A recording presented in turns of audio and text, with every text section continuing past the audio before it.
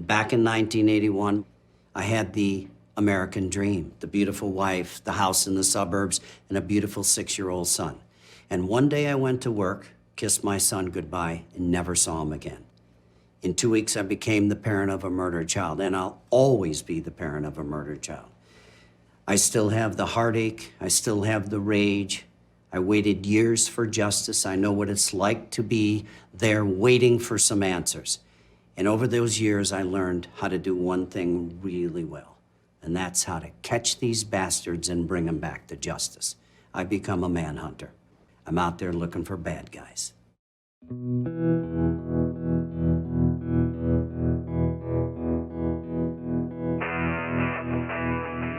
Parents lose their children for the stupidest thing. It's pretty senseless to me. Who is this guy and why? And, you know, what was the problem? And why did he choose Ruben? Why did you take my son away from me? Why did you do that?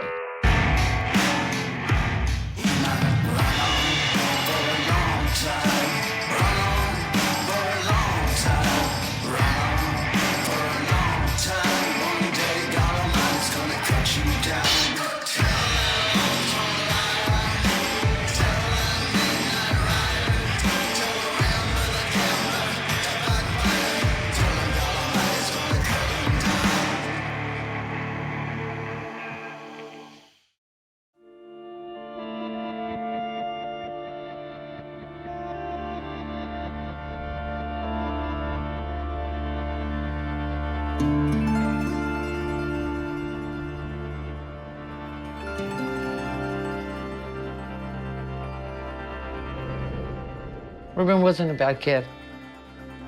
He just got involved in things he shouldn't have. He had an older brother, and then his sister, and then it was him.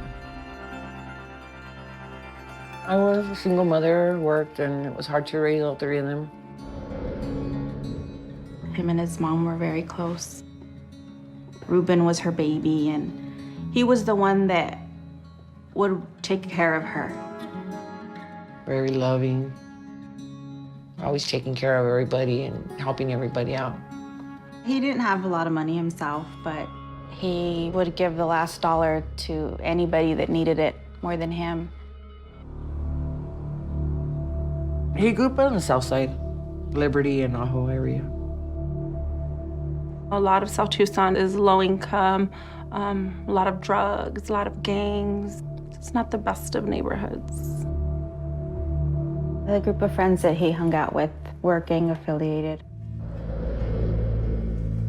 It was called BMP. It was for Brown Mexican Pride. He was the youngest one out of all of them. They would make him like wash their cars on Friday night. Their actions were the things that they would do, Ruben would follow. He wanted to fit in.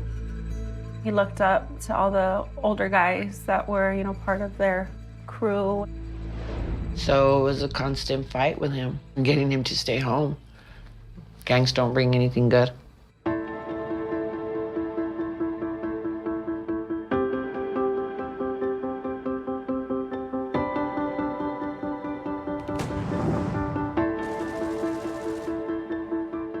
Anthony Burroughs grew up on the east side of town, a world away from the south side.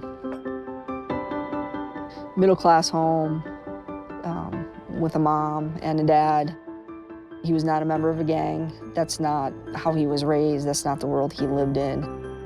But he was enamored with the gangster life. He had tattoos, the jewelry, had the cars. Anthony also was well known to always have a gun of some sort. Even though he was Filipino-American, he passed himself off as being Hispanic. He had been arrested for theft, and he had also spent a few days in jail for an assault on his then-girlfriend, Veronica. From what I understand, he never treated her right. He had a temper and would hit her. Anthony Burroughs, big-time wannabe, trying to pass himself off as a Hispanic gangbanger because he sort of looks like one. Ruben Rodriguez, on the other hand, with the lack of a father in his life And coming from the wrong side of the tracks, a logical move was to be a banger. He could get protection. He could have a fraternity. Ruben had been in trouble and he had gone to juvenile detention for a small amount of drugs that may have been found on him. When he got out, turned 18, that's when he started changing. Ruben didn't want to be involved with these people anymore. I'm sure it was a struggle. The gang life is very seductive when you're 16 to 19 years old, when you don't have any prospects. But this young man tried very hard to get out of the gang life. He was actually talking about going to school, and he got a real job at Crescent Jewelers over at the mall. And he used to dress up, you know, he had to wear suits and a tie, and he was able to get people to buy. You know, he was real good at that. He was a people person, and working at the mall, you know, he met people, met girls. Ruben was a ladies' man, had lots of girlfriends. I think it's because he was young and he was very handsome. Very handsome. He looked like his mother. Everybody wanted to date Ruben. We had broke up the last 2 years because I knew that he still had more than one girlfriend at the time. You know, we were pretty serious. He lived with me, but he still had his fair share of women on the side. But I loved him. You know, we were good friends, and we had fun together.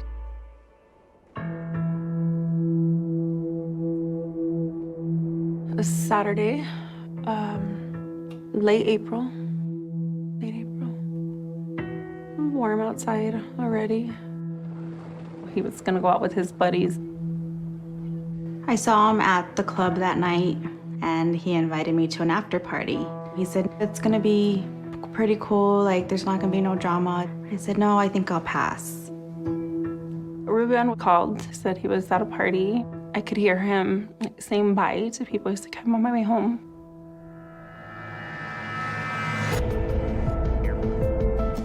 House parties were very popular then. That was kind of the thing to do. Word gets around and random people show up. I was told that this guy, Anthony, he was at the party.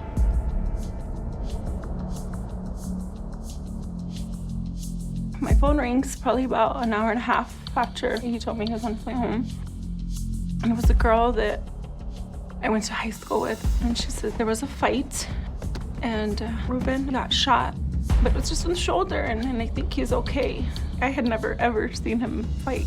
It didn't make any sense. I had just spoken to him when I was waiting for him. And never came home.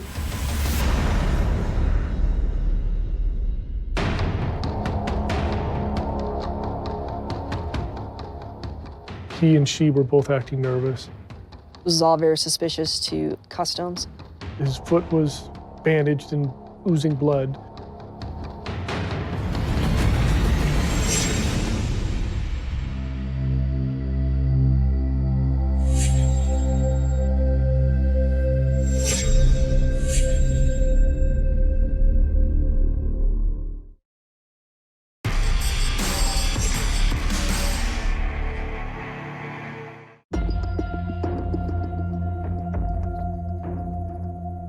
Around 3:30 in the morning, the 911 calls start coming in that there was a shooting at this party. Cars were running into each other and everybody's trying to leave.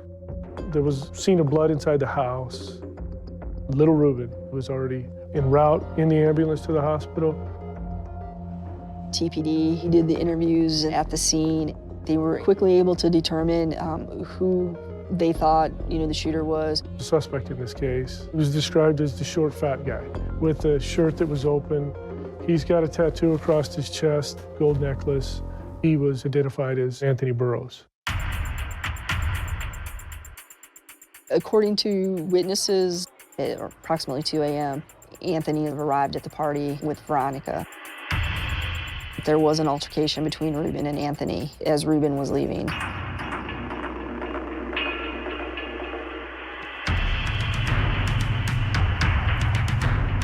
I was told that it was over a girl, the whole situation with him and this guy. I I was told that Ruben helped him up, gave him his hand and helped him up after the fight. And when Ruben was walking away, that he had shot him. Anthony takes off, running towards the desert, and then Ruben staggers further up the driveway into the house and collapses in the kitchen.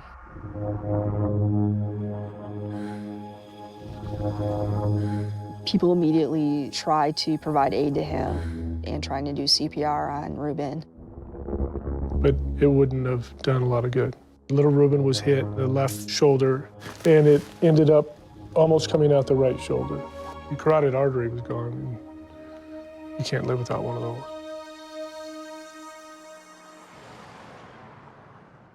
At this point, I'm just thinking he's shot in the shoulder, so I was just really mad.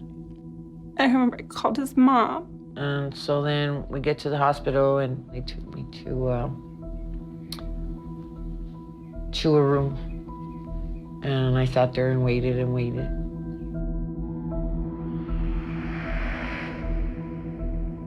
Finally, a detective and doctor walked in and he told me my son was dead. And I didn't believe them. I told them that they were lying to me, that I needed to see Ruben. And they wouldn't let me see him. They wouldn't let me see my son. The worst nightmare of her life was that he would get hurt by a gangbanger. He got hurt by a fake gangbanger, by a poser. According to witnesses during the shooting, Anthony also shot himself in his right foot. He is now shoeless and running through the desert. He was eventually picked up by someone. That person took him to his girlfriend. She drove him to Mexico. As big an idiot and a dummy as he is, he was smart enough to figure out that with a wad of cash, he could get over across the border and get his foot fixed up. Anthony's foot is bandaged up, and they get back in the car and make their way back across to the United States. They're crossing back in. Customs stops their car. He and she were both acting nervous. His foot was bandaged and oozing blood. So this is all very suspicious to Customs, so they referred them to secondary.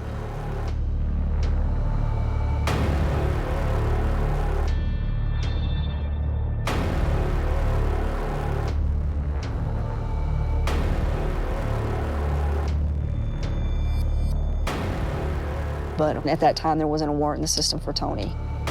Customs didn't have anything that they could detain them on, so they had to let them go on their way.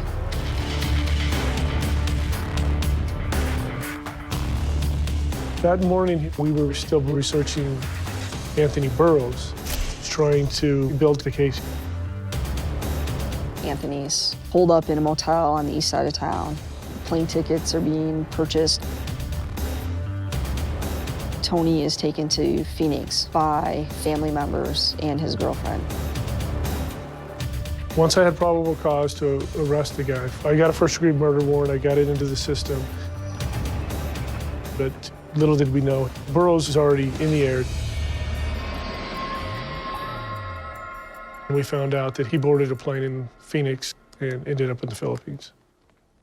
They were not exactly sure where he was in the Philippines. So at that point, TPD spoke with his mother.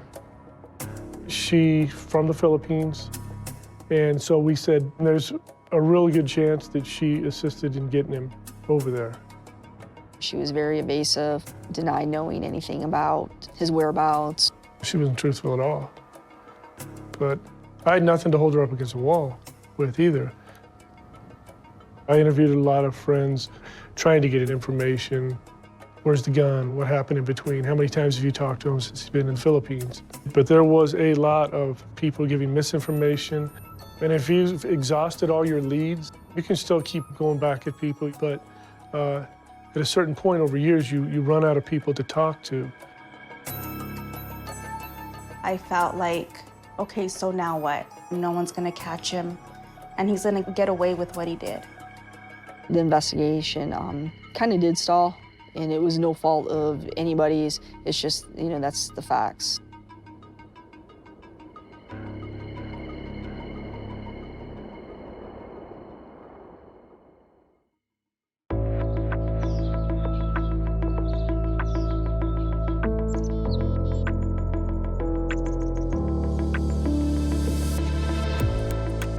Police are so overwhelmed that your case file will go to the bottom of the pile when other crimes happen. To keep the case alive, you have got to pray that you got a law enforcement officer that says this case needs to be solved, and I'm never going to stop until it's solved. I came back to my desk one day, and there was a very thin case file on my desk. Anthony Seth Burroughs wanted for homicide. This is serious. Something needs to be done. This guy needs to be caught. You know, a fugitive investigation, we start all over. Mrs. Medina was very surprised to see us after all this time.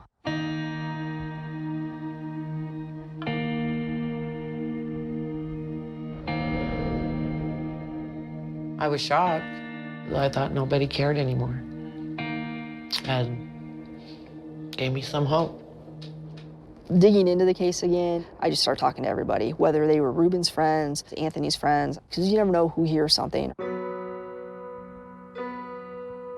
We had a confidential source in the Philippines that stated that Anthony's mother had been sending him money to the Philippines. The end game for me was that we were going to go serve a search warrant on her residence. In the first week of June of 2014, we have our search warrant. Since the homicide, Maria had sold the family home. Her husband had died. She's living on Social Security. She has a very small place, but she saves everything, and we're searching the entire residence front to back. It's now 14 hours later, and we're literally down to the last few boxes. Part of me was like, are you kidding me? Is this really happening? There's nothing here. So when we got to that last box, we open this box and we find what we'd been looking for the entire time.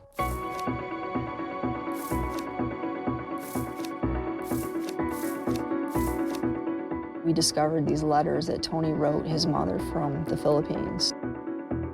The general theme in all of them is poor me. Anthony was very much alive and well and living in the Philippines.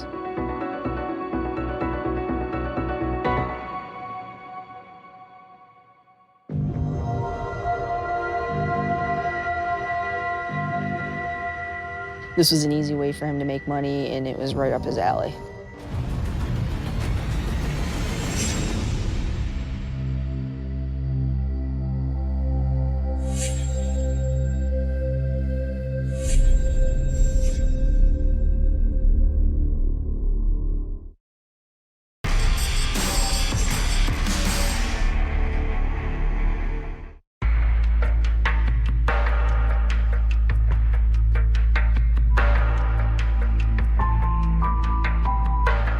We learned Anthony was getting large sums of money, $1,500 to $2,000 at a shot, that was being wire transferred to him from his family here in Tucson. He runs back to the Philippines and begs and writes and cajoles his mom to send him money. So right up here on the top of the coward dirtbag list. In May of 2014, another deputy marshal is sent to the Philippines. He's able to work with the Filipino National Police, and he travels around Metro Manila, going to some of these places where we believe Anthony to hang out. We were able to track down Anthony's ex-girlfriend from the Philippines. She dated Anthony Burroughs to 2003. She explained to me that he started to show signs of violent tendencies and that he was a very jealous person, very controlling. He was drinking heavily, he was indulging in illicit drugs, and she broke it off. Tony's ex-girlfriend provided information that was quite helpful to this investigation. We learned that in February 2004, He had also been arrested in the Philippines. Burroughs had walked into a mall carrying a firearm under his shirt. Under the Philippine law, it was illegal to have a concealed weapon in public. Anthony was charged with that crime. However, he skipped out on that also. So he is considered a fugitive in the Philippines also. Burroughs was last seen in Metro Manila in a strip club.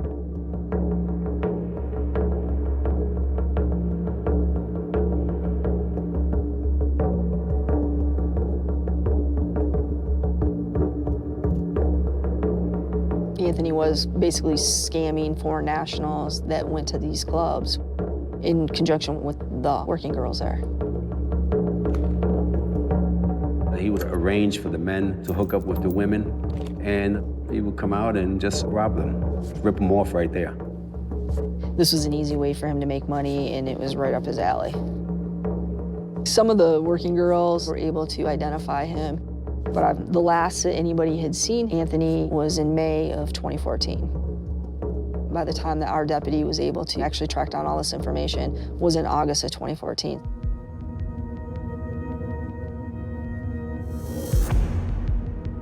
We very much believe that Anthony's mother tipped him off and drove him back underground.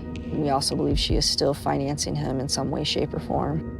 Anthony has committed crimes in the United States. He has committed crimes in the Philippines. And he's probably up to no good right now.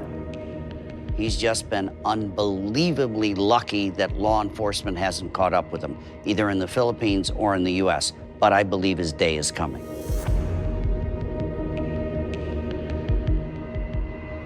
I wonder what we'll be doing now.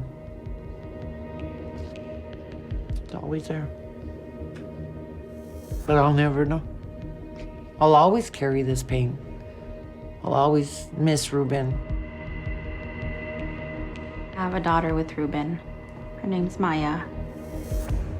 She's 16 now, but she was about 8 months when Ruben passed away. She grew up without him and she misses him. It's not fair. It's not fair at all. You know, you have an entire family that just has this opened wound, you know, that won't heal and won't heal. Ruben was only 19 when he was killed. He hadn't even started his life. Sure, he'd gotten in trouble in his past, but there's a lot of people out there that get in trouble and make changes. Deputy Marshal Jan Rippey, she is bound and determined that Ruben Rodriguez and his family are going to get justice, and she's not going to quit until Tony Burroughs is caught. This is what I do. I chase fugitives. It doesn't matter. You can run as far as you want for as long as you want, but eventually we'll be there. Anthony Seth Burroughs has numerous tattoos, including three-quarter sleeves on both his arms and the word Burroughs written across his back. He's been known to frequently carry a weapon, and he may be armed and dangerous. If you've seen Anthony Burroughs or have any information as to his whereabouts, please go online at cnn.com/thehunt. We'll pass your tip on to the proper authorities, and if requested, will not reveal your name.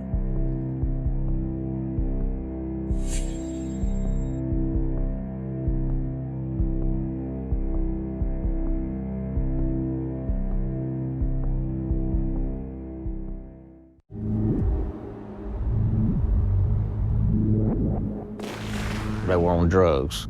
They were on acid. They're borderline sociopaths. The last thing you would want to give these guys is LSD.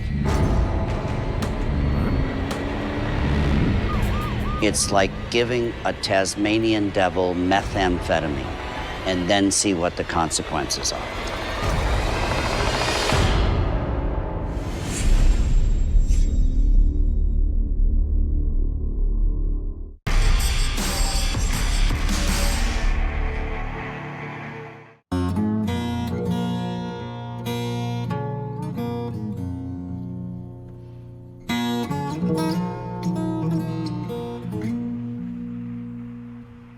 Wadesboro is just a small town that's got a few mills, and that was about it. For the most part, pretty good people here. The crime rate was very low, and we seldom had any major crimes. Pravat and Jordan were pretty much petty thieves and just kind of small-time crooks. William Jordan was my cousin. We always called him Buddy. He was a small frame guy, a little hunchback a little bit. He was timid and shy, sort of loner. But when he got with Ted Pravat, he changed. Ted was the type of kid, he was looking for a fight all the time. Ted introduced him to drugs and alcohol. They were doing acid, quaaludes, marijuana. They were into anything that they could get into. I don't think they turned down any kind of crime. Both of them had been in and out of juvenile detention, in and out of jails, and in and out of prison most of their lives. Just from the rap sheet, they started out when they were really young, maybe doing some stealing and stuff, and it kept escalating. They were known by everybody in that area, and they were the guys that kept getting arrested and kept being let out because what they did was small time.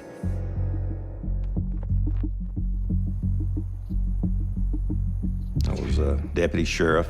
I began a series of investigations on some house break-ins. In the course of investigating the break-ins, the name Pravat and Jordan came up. Once they became suspects, we started looking for them and they were nowhere to be found. There was a stolen car here in Anson County in one of the break-ins, so we figured they left the county in that stolen car. We found out later they went down to Florida, ditched the car down there somewhere.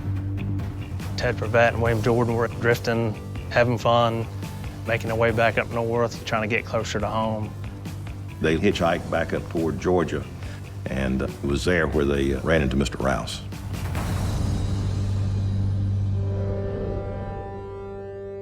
My dad, James Rouse, was a principal at East Atlanta High School. The day was just like any other. My dad had gone and done a lecture, and he was on his way back home from college that evening. He had called my mother outside of the lounge area of the Holiday Inn and let her know that he was running late and where he was at. After a long day of being at work, I can only assume he stopped and had a few drinks. It's kind of like a local watering hole that everybody in the county back then would go to if they wanted to go get a drink. All walks of life would end up showing there. Ted Pravat and William Jordan were in the bar. Several hours later, when he should have been home and never made it, we knew there was a problem.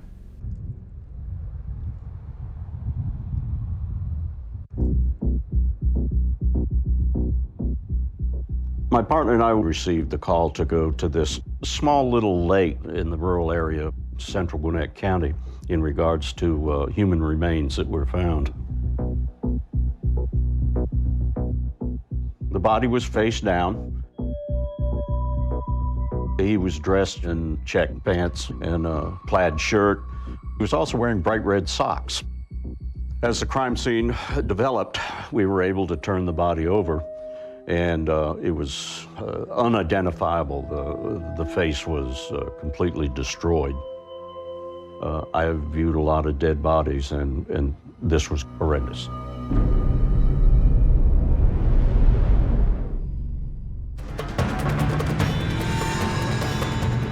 The passenger leaned out of the car and started shooting at us.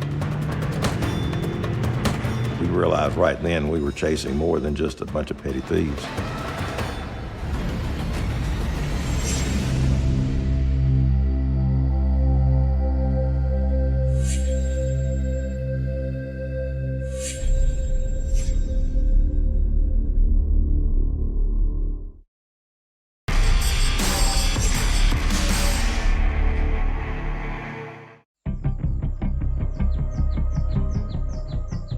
We began a peripheral search of the crime scene area.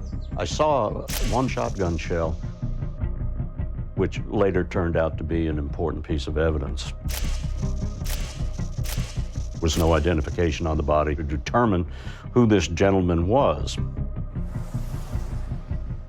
There were no houses nearby the crime scene. The closest establishments were up near the interstate. So we went there to the Holiday Inn. According to witnesses in the bar, they remembered the victim because of the clothing and particularly the red socks. And we were able to determine from a bartender the vehicle that the man had owned, which was a small Honda automobile. And through the vehicle, we were able to trace that back and meet with his family and get a positive identification on the victim, Mr. James Addison Rouse.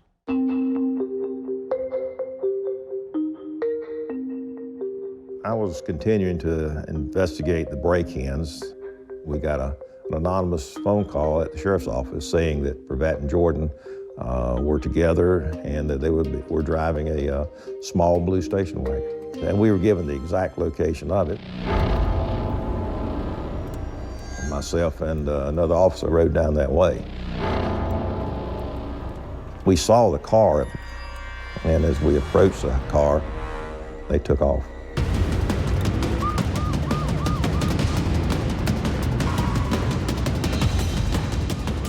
The chase immediately sped up to speeds of 70, 80 miles per hour. Jordan started shooting at us, first with a handgun, and then with several shots from a long barrel shotgun. We realized right then we were chasing more than just a bunch of petty thieves. Also during the chase, they were throwing stuff out going down the road, which one time was a short gun of some sort. And I noted the place where they threw it out, so we were able to come back and get it. We got another car up with us, and a car pulled up to the side of them. It's called a running roadblock. They tried to turn off on an adjacent road. When they did, they lost control.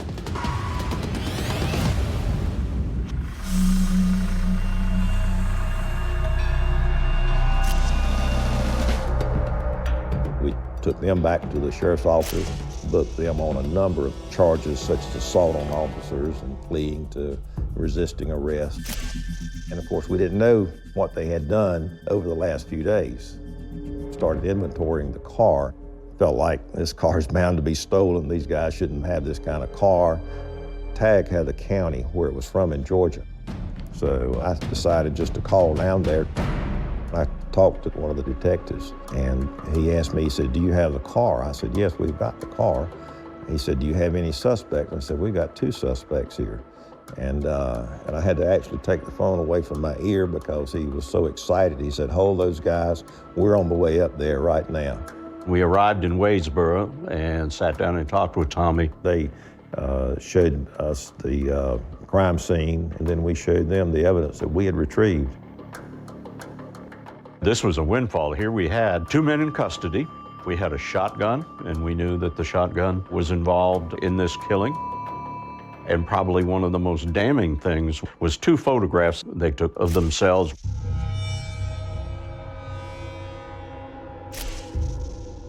These were Polaroid pictures that we found over the sun visor of the vehicle that they had taken of each other posing in front of the dead man's car with the murder weapon in hand.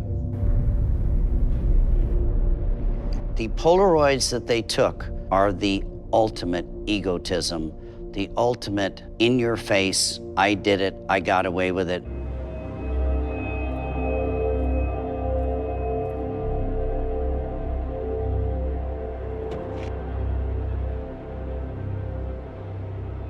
It's our presumption that they took control of Mr. Rouse in the parking lot, abducted him, took him in his automobile. They drove out to a fairly secluded area, made him get out of the car, and walked him down into the edge of the woods. And it was there where they made him kneel down, and they stuck a shotgun to the back of his head.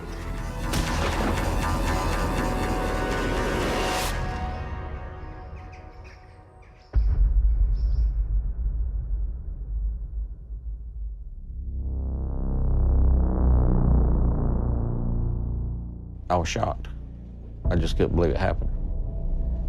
Never dreamed in my life that he would do that. Where did they go off the rails? Where did they look at each other that night and say, we're gonna go from small-time, second-degree felons to horrible, cold-blooded murderers? This was not a crime of passion. They wanted to get his car and steal what money he may have had.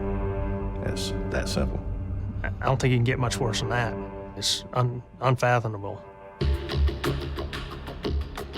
We immediately made arrangements to bring these men back to Georgia to face trial.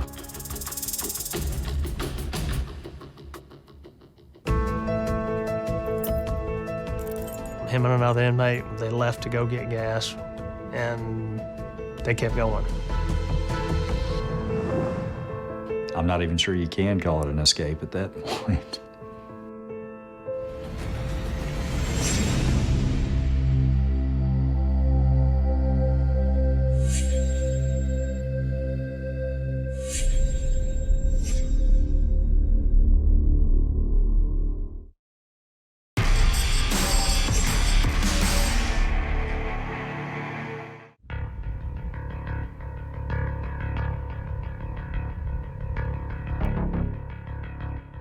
I spent a week down in Lawrenceville, Georgia.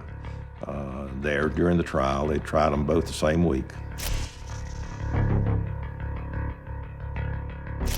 I don't want to say Ted Pravat was cavalier, but he was certainly remorseless. Bill Jordan, on the other hand, had little to say, was very quiet. But he swore up and down he did not kill that guy, that Ted did. When I was fingerprinting Pravat, I noticed that there was a cut in the web of his right hand between his thumb and forefinger. We felt that would be consistent with firing the weapon, it recoiling and making that mark. And that was the primary piece of evidence that we focused on him as far as being the shooter. But Buddy, he was there. So he's just as guilty as one that pulled the trigger. The trials down there in Georgia were fairly fast. The jury didn't spend much time before they returned the guilty verdict. They got both on death row for the murder.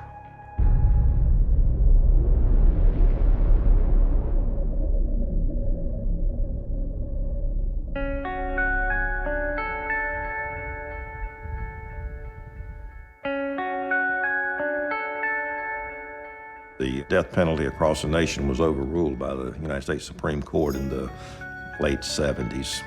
All death sentences were commuted.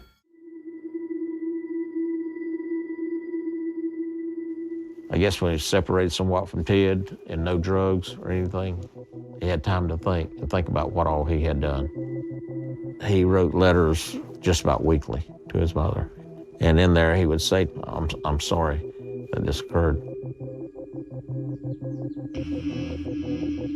William Jordan, he was a model inmate.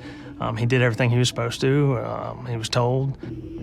I guess Jordan was smart enough to work his way to a grade that he didn't have quite as close to security as he probably should have had. Back in 1984, Wayne State Prison was a labor facility. You know, inmates would go out and work details. William Jordan, he was on the blueberry farm detail. They're out picking blueberries. There's no fences. It's just, you know, a field full of blueberries.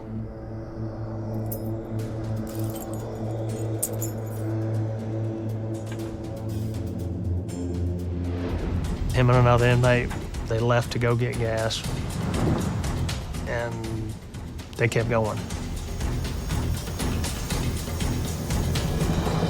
It's mind-boggling to think that somebody could have gotten a death penalty sentence and then ended up escaping from a minimum security facility. Jordan was given the keys and allowed to roll out the door. I'm not even sure you can call it an escape at that point. How do you go from death row to driving the prison truck and just go, hey, see you around, idiot. I'm driving off into the sunset with another con.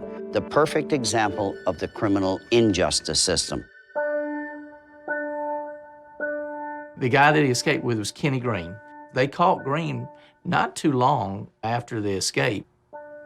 Based on his account of their escape, they drove from Wayne County to Augusta, and he said that Jordan spent the night with him there at his family's house, and then they stuck him on a bus to go to his mother's house in Wadesboro. I think within probably a day of the escape, that buddy did stop by and speak to his mama for a minute to let her know, you know, you see me now, this is probably the last time. He's been gone for 30 years. I'm sure nobody has a clue who he is. People probably see him as an elderly man, probably a grandfather, but actually he's a cold-blooded killer. He'll be around early 70s now. He may have passed on. Is it possible that Jordan is deceased? Yeah, it's a strong possibility. I hope not, because I want to make sure we catch him. If he's alive, somebody out there knows that he's alive and perhaps can connect now some dots that maybe didn't make sense to begin with. It was a horrendous crime. He was involved. We owe it to humanity that justice be served and this man pay for the crime he was involved in. Simply put.